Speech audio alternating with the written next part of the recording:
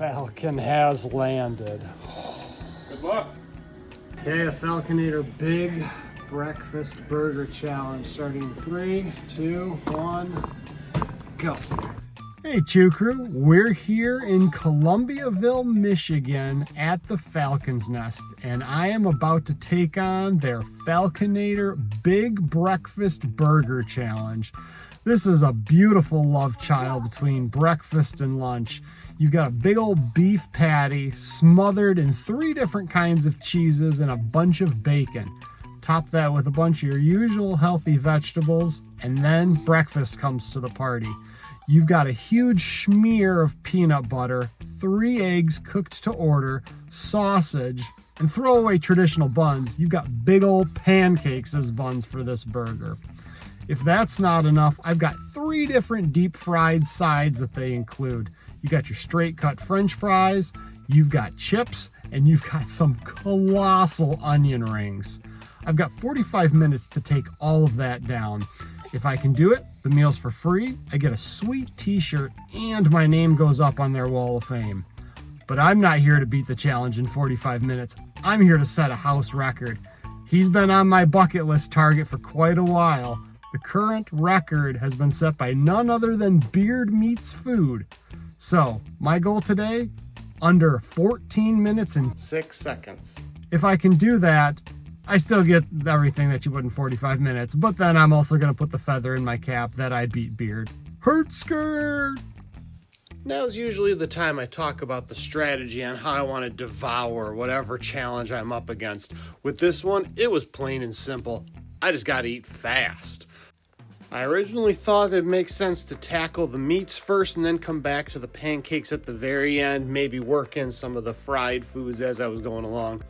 But with my stomach usually taking about 15 to 20 minutes to let my brain know that it was starting to get full, I figured there really wasn't time anyways to dissect how I wanted to eat this, so I just started at the top and worked my way down.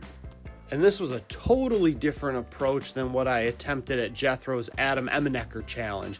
For that one, I was all over the map. I originally had a great strategy, but once I dove into it, I was more distracted than a cat in a laser pointer factory. Part of that could have been that there was $10,000 on the line if I could complete the challenge in under 3 minutes. If you want to see the full video, I'll put a link to it at the end of this one. But if you absolutely can't wait, please click the tag in the upper right. For the next video, back by popular demand, we are doing another in-home challenge. This one's extra special because I did this one for my birthday. This challenge was literally constructed. What was it constructed from? One of what many people say is the most disgusting food item they've ever eaten in their lives. What is it? Stay tuned to the very end to find out. Now that we've got a few of these in-home challenges under our belts and still doing the restaurant challenges, we wanted to pick the broader audience's brain and see what kind of challenges you'd like to see.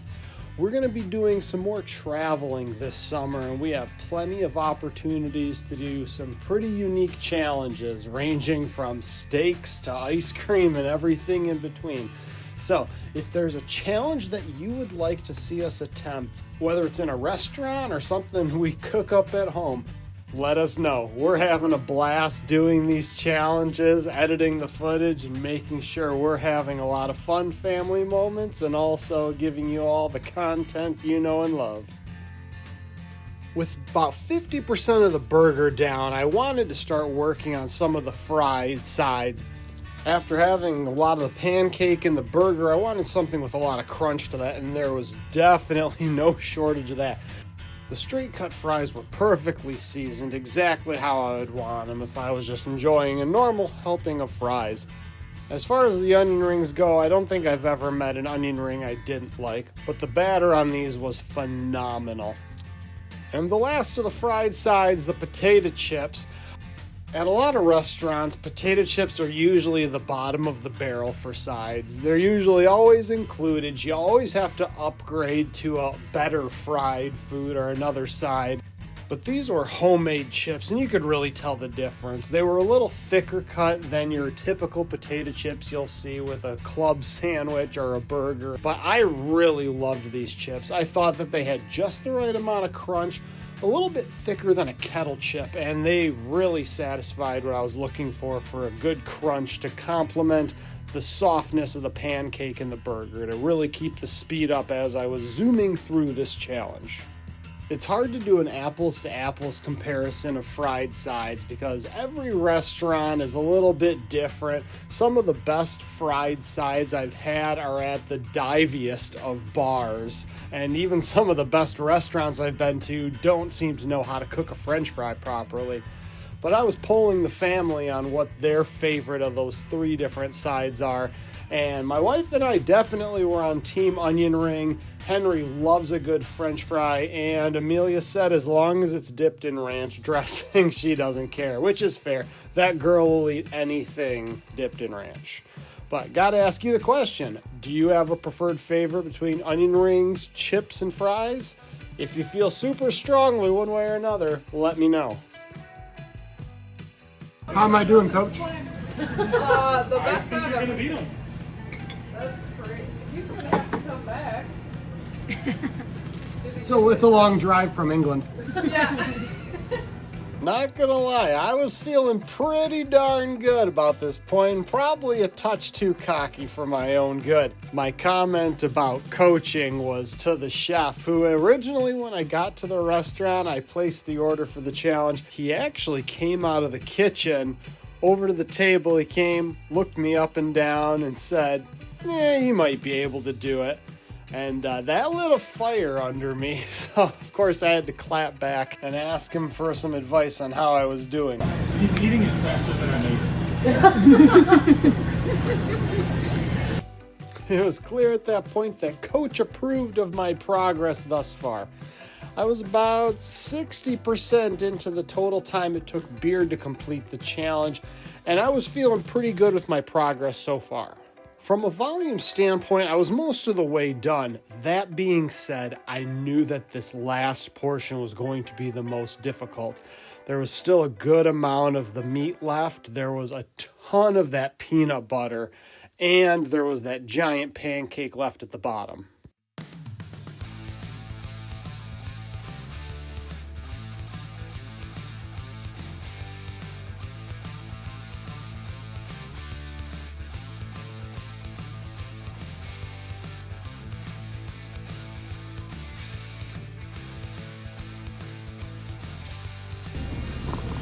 The sausage is in the pancakes. Wow.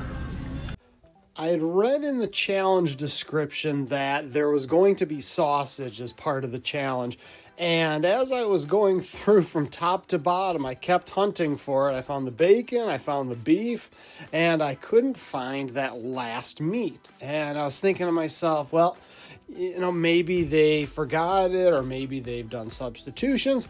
Well, I started tearing into that final pancake, and I saw that there were 3 different sausage patties that had been encapsulated into the pancake batter, which I thought was super clever, a nice little surprise there.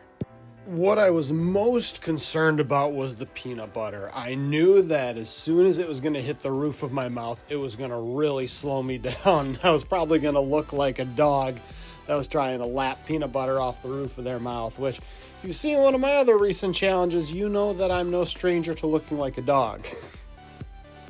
I'd mentioned my concern about the peanut butter slowing me down, so one thing I thought of going into the challenge to keep my speed up was to fold the pancake over itself so that it basically kept the peanut butter inside and made it like a peanut butter sandwich. That way I could try to swallow large chunks of the pancake and not worry too much about the peanut butter sticking to my mouth.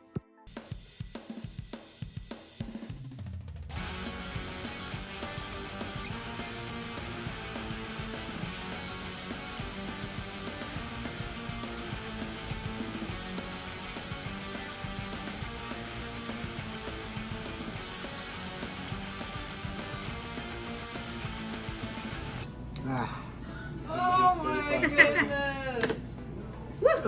Yes, I did what I came here to do. Shattering Beard's record, 10 minutes, 35 seconds. So you guys have a dessert menu? Just kidding. I wasn't actually kidding. We ended up getting some of the cheesecake, which was amazing. They have a strawberry sauce that goes with it, which was ridiculously good. It was frustrating because it was so good. I wanted to take more time to actually enjoy it, but I had to be. Had a record to beat. Yes. Oh my goodness. No, Congratulations. Thank you. It was easy to eat.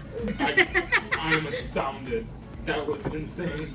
I was hungry coming into this. I had a light breakfast. So what's you got a YouTube channel? I do. Yep, Charlie and the Chew Crew.